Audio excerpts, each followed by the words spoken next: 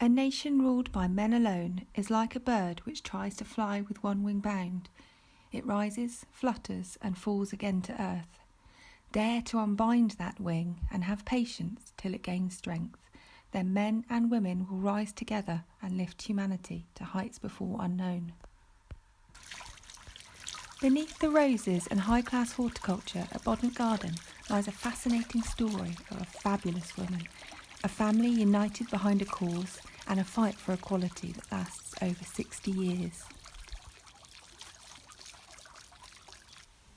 With kind permission of the McLaren family, we've been allowed privileged access to their extensive archive and have discovered just how significant this family really was in the campaign for women's suffrage. Agnes Pochin published The Right of Women to the Elective Franchise in 1855.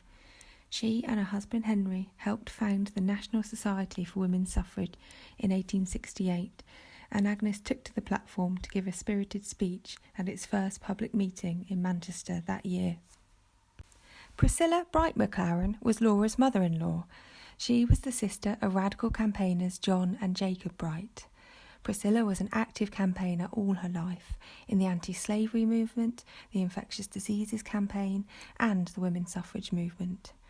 She was the president of the Edinburgh Women's Suffrage Society and fought for over 50 years for women to get the vote.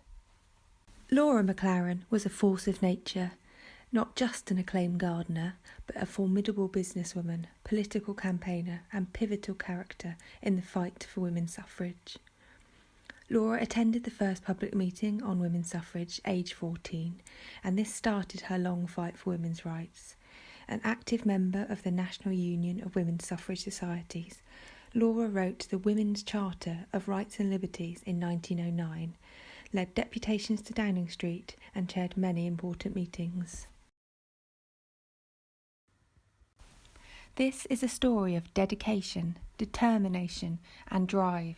It's a story of peaceful protest, letters, meetings, door knocking and newspaper articles. It's a story of what can be achieved when you don't give up, of what you can do with your family's support and how one person can make a difference to the future. We're going to be telling this story using the words of Laura McLaren with a trail through the gardens and a series of events in September. Join us as we unbind the wing.